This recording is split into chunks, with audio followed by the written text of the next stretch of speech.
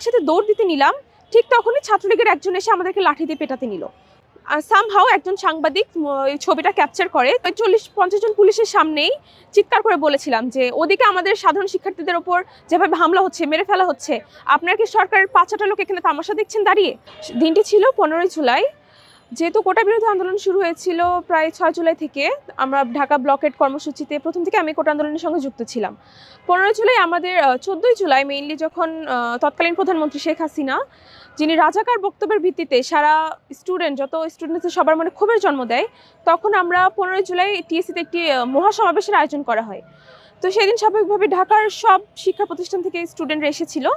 আমিও কোটা আন্দোলনের অংশ হিসেবে সেই আন্দোলনে যোগদান করেছিলাম। 15 জুলাই যখন আমরা আন্দোলনে আসি বেলা তখন 12টা বাজে। এর প্রথম থেকে আমাদের সমন্বয়ক ভাইয়েরা আমাদেরকে বলেছিল যে আশেপাশে ছাত্রলীগের জনতারা, ছাত্রলীগের লোকজন আর কি আমাদেরকে টিএসসি থেকে সরে দেওয়ার জন্য তারা তৎপর রয়েছে, কিন্তু আমরা দিন ভয় পাইনি। আমরা ওখানে সাহসের সাথেই বসেছিলাম। বেলা 3টা নাগাদ আমাদেরকে বলা হয়েছিল যে একটা মিছিল নিয়ে আমরা ঢাবি ক্যাম্পাসের ভেতরে আসব। ঠিক ওই মুহূর্তে যখন প্রথমে ছেলেদের মিছিলটি ছিল আর মেয়েদের মিছিলটি পেছনে ছিল, ওই সময় হঠাৎ করে হলপাড় এলাকায় ছাত্রলীগের কিছু জনগণের সাথে আমাদের মিছিলের আন্দোলনরত শিক্ষার্থীর একটি সংঘর্ষ হয়। এরপর ওরা হঠাৎ করে একটু পাল্টা আক্রমণ করে। তখন আমরা ভয় পেয়ে, যেহেতু আমরা সবাই সাধারণ শিক্ষার্থী, আমাদের এই রকম মারামারি বা এগুলোর সাথে আমাদের ওই রকম সম্পর্ক নেই। তো আমরা বিজয় একাত্তর হলের দিকে মিছিল নিয়ে যাচ্ছিলাম, ঠিক তখনই ছাত্রলীগের কর্মীরা মিছিলের উপর আক্রমণ করে। তখন একটু সংঘর্ষ চলে। এরপরে আমরা সবাই একটু নিরাপত্তার জন্য বের হয়ে আসি ক্যাম্পাস থেকে। তারপর আমরা ওই ঘটনার পরে আমরা কিছুটা ছত্রভঙ্গ হয়ে যাই, ভয় পেয়ে অনেকে চলেও যায়। কিন্তু আমরা অনেকজনই প্রায় আমরা ওই এলাকাতেই বসেছিলাম।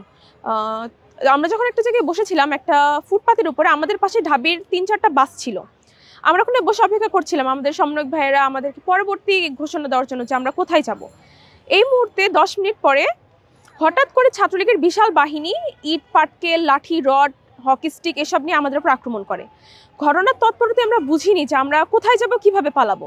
আমার পাশেই বাসটা ছিল, আমি মাত্রই উঠে দাঁড়িয়েছি বাসের পিছন দিয়ে পালানোর জন্য। ওই মুহূর্তেই ওই বাসের পেছনে আমরা প্রায় 40-50 জন ছেলে মেয়ে শিক্ষার্থী আমরা আটকা পড়ি এবং বাসের দুপাশ থেকে আমাদেরকে ছাত্রলীগের নেতাকর্মীগণ মারতে থাকে। ওই জায়গাতে আবার বাসের অপর পাশ থেকে ইটের টুকরা, ঢিল এসব আমাদের দিকে নিক্ষেপ করা হচ্ছিল। তো একদিকে দুপাশ থেকে ছাত্রলীগ মারছিল, আর অপর পাশ থেকে যেই ইটের টুকরা, কাচের টুকরা এগুলো আমাদের গায়ে এসে পড়ছিল। ঠিক ওই মুহূর্তটাই আমার মনে হয়েছিল যে এখান থেকে হয়তো বেঁচে ফেরা যাবে না, কারণ যেভাবে ইট পড়ছিল রক্তাক্ত হয়ে যাওয়ার পুরো সম্ভাবনা ছিল। আর ছাত্রলীগের ছেলেরা যারা মারছিল ওরা ছেলে মেয়ে কাউকে দেখছিল না, নির্বিচারে মারছিল। এরপরে হঠাৎ করে একজন আমাদের আন্দোলনত একটা ভাইয়া ছাত্রলীগের একজন নেতাকর্মীকে অনুরোধ করে যে ভাই, এখানে অনেক মেয়ে আছে, আপনারা এদেরকে মাইরেন না। তো ওনার মনে হয়তো একটু দয়া হয়। ছাত্রলীগের নেতাকর্মী আমাদেরকে বলে, কয়েকজন মেয়েকে বলে যে তোমরা এখান থেকে বের হও।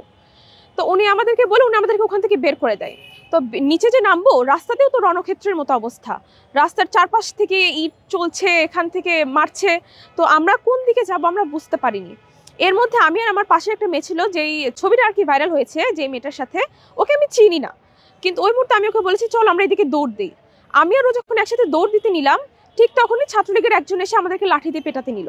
ঠিক ওই মুহূর্তটাই সামহাও একজন সাংবাদিক ছবিটা ক্যাপচার করে। তখন আমি জানতাম না যদিও ছবিটা ক্যাপচার হয়। এরপর ওই জায়গা থেকে সামহাও আলহামদুলিল্লাহ আমরা বেঁচে ফিরতে পারি, তেমন বড় কোনো ক্ষতি হয়নি। এরপরে আমরা যখন দৌড়াতে গণতন্ত্র তরুণের দিকে এগিয়ে আসলাম, তখন আমরা দেখি প্রায় রাস্তার দুপাশে 40-50 জন পুলিশ সারি বেঁধে দাঁড়িয়ে আছে। আমার তখন ওটা দেখে খুব ক্ষোভ জন্মে যে ওখানে আমাদের উপর মারামারি হচ্ছে, এখানে পুলিশের কোনো ভূমিকা নেই।